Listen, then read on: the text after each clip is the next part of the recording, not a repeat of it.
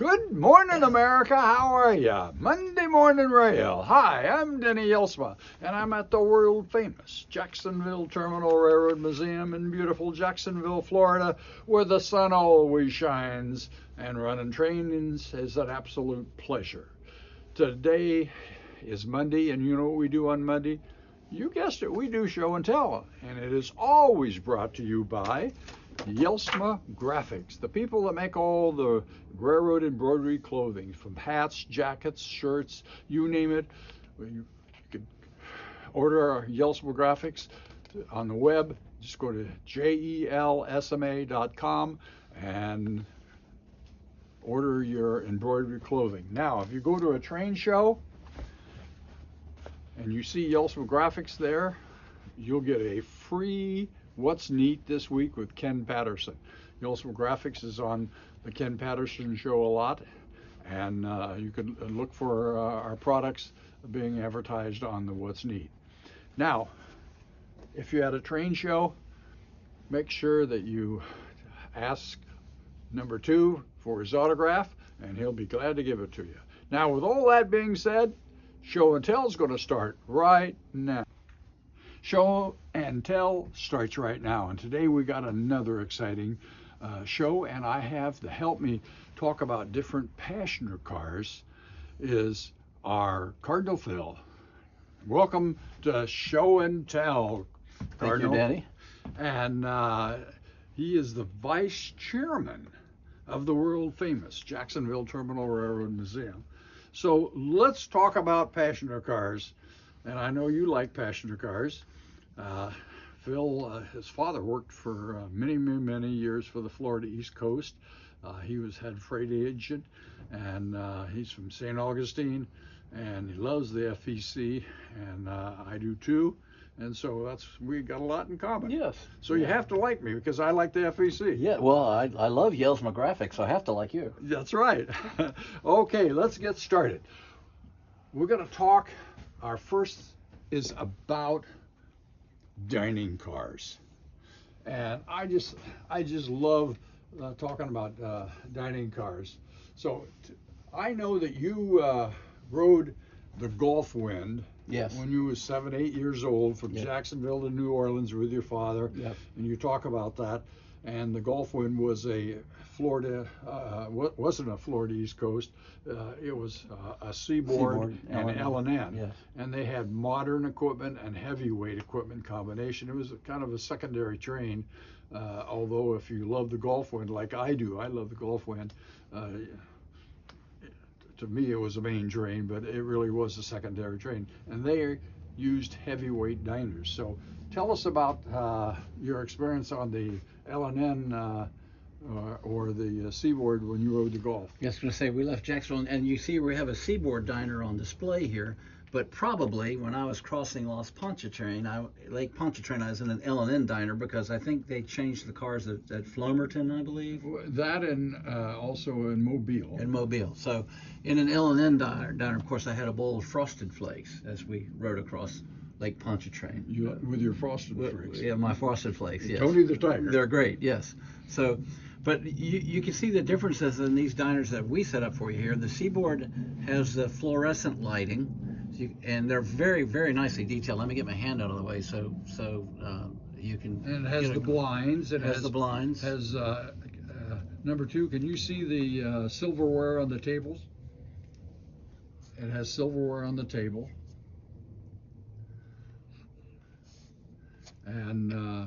And then a difference, of course, would be if you move to the Atlantic Coastline Diner, it's got the incandescent lighting, so you can see the yellow tone to it versus the fluorescent lighting. And then they also have. Can you show this the knives and forks and the food on the table? And these are just regular Walters diners, and that were super detailed. And what we have here is a Florida East Coast that the car, it looks gorgeous, but it is not detailed. It doesn't have any shades and nothing on there you can see, and no lighting. So as a modeler, it just shows you what you could do with that car. Now we got this car here. This is a lightweight dining car, New York Central. And I know I remember asking number two, well, what should I say about this? And he says, tell him that I ate a sandwich on it when I was 8 years old, and which I didn't. But do you know anything about this particular? About the New York Central? No, I rode Southern Road, so I didn't ride any New York Central. But why we have this car here is just to show you the difference between a heavyweight car versus a lightweight dining car. And these cars were just gorgeous, gorgeous, and I really am prone to the heavyweights. Since you mentioned that heavyweight and lightweight, the car we have here is a heavyweight that's been converted to look a little more streamlined. And actually, I'll show you the detail on this. You can see the ladies' restroom is up front, which is bigger than the men's room in the back. And it's a time when they took some of the heavyweight cars and tried to make them look a little more modernized. They got a different roof on it because they put air conditioning in it. So kind of a transition between the old and the new. And so there's a lot you could do with the with the different cars, isn't it? It's amazing. And as you grow in modeling, you'll take your cars and really super detail them. Then this is a Sunliner, Seaboard, Hollywood Beach, and highly detailed. This is a recent run, brass run. And I think, Denny, you have some comments about, what the uniqueness of it and kind of what the pricing is on these days.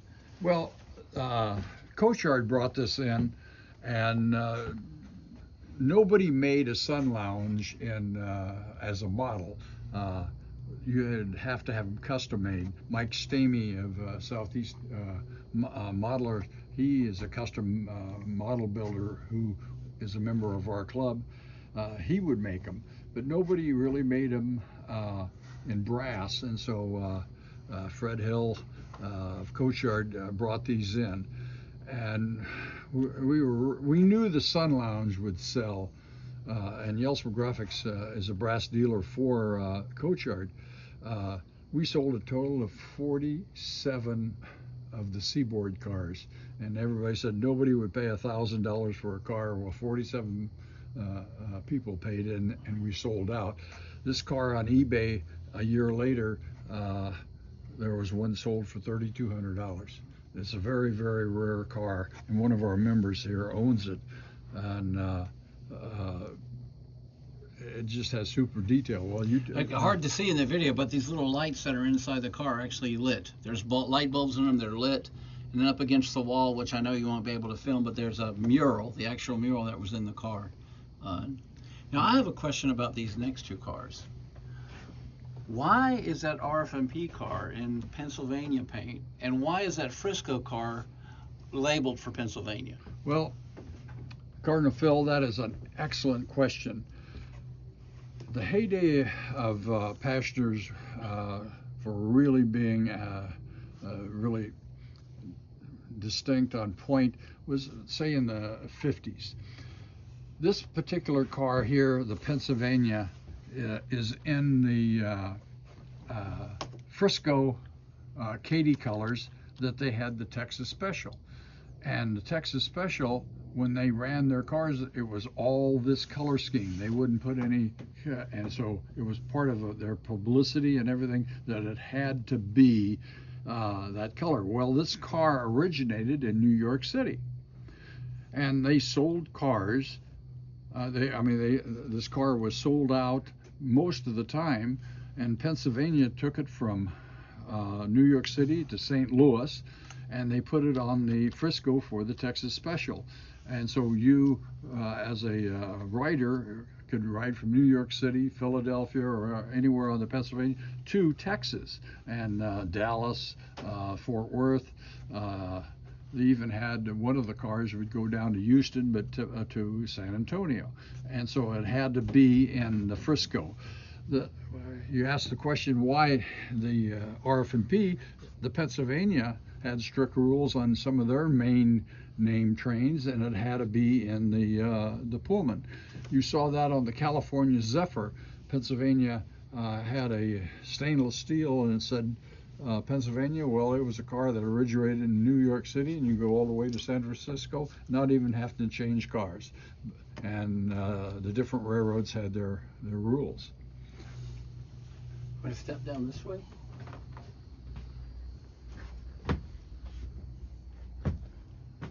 Now this is interesting. If Greg, if you want to get this picture of this RPO car that was on the Tennessean out of this the Pullman Standard book, and then you look at the car that's actually up here on the layout, it really is prototypical. Oh yeah. You don't often get that out of the factory, right? Right from the factory to your layout as a prototype. And for an example, when you advance in your modeling, you will get a book like this here, the official Pullman Standard, and you start to study the different cars, and that gives you a good education on the car, and you will make sure that your cars are detailed. But speaking of RPOs, once again, going back to the question you asked me, why is this, the Southern Pacific painted their RPOs in the color of the, let's say, like of the daylights, a color scheme that they had. Speaking of, and some of the trains just kept them in just they call Pullman green, and then the more modern, they made it into the stainless steel. This here ran on the Tennessean and the Southern, and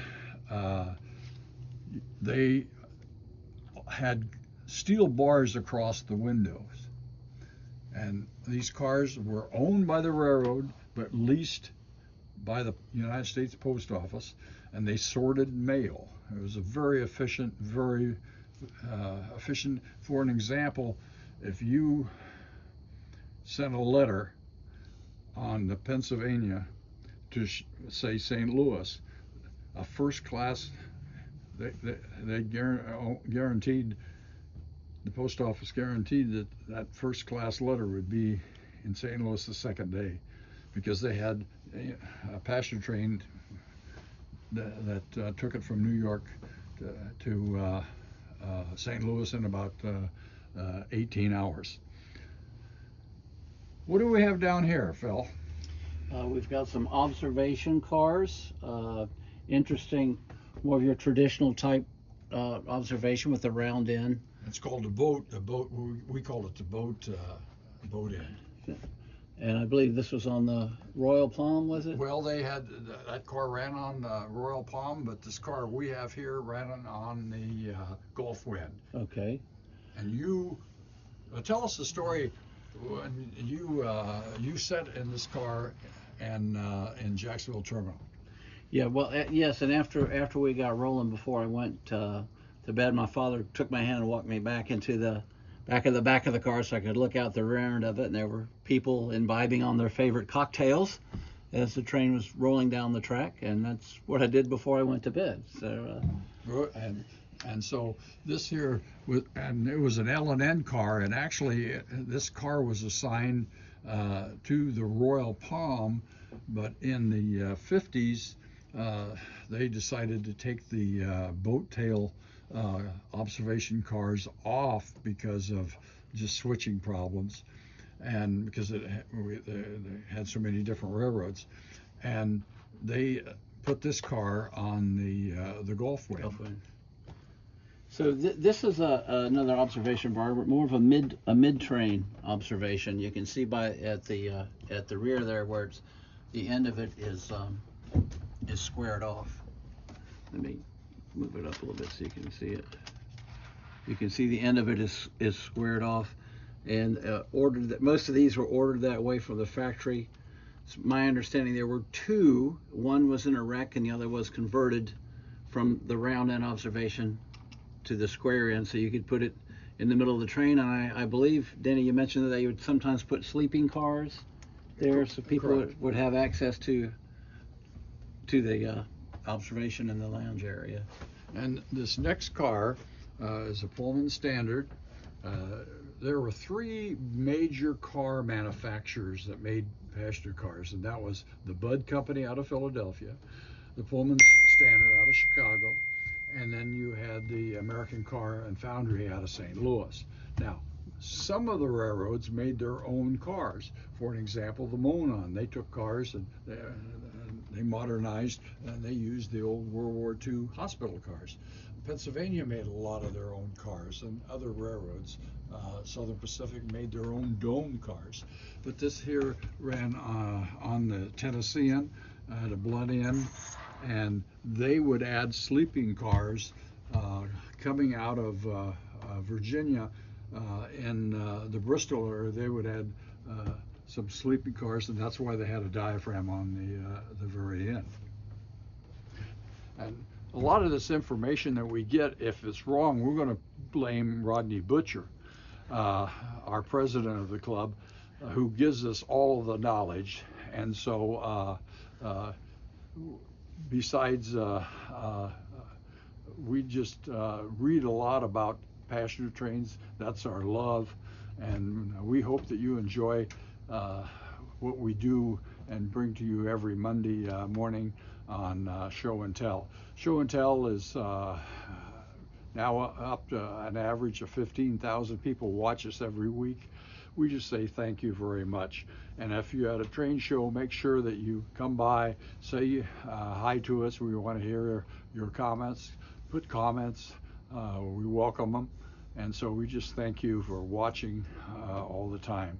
And our whole goal at Show and Tell is just to show off some of the equipment that we have, and that you could become a real scale modeler. And so we really appreciate you watching. We appreciate that Cardinal Phil today, and once again our main historian is Rodney Butcher, our president.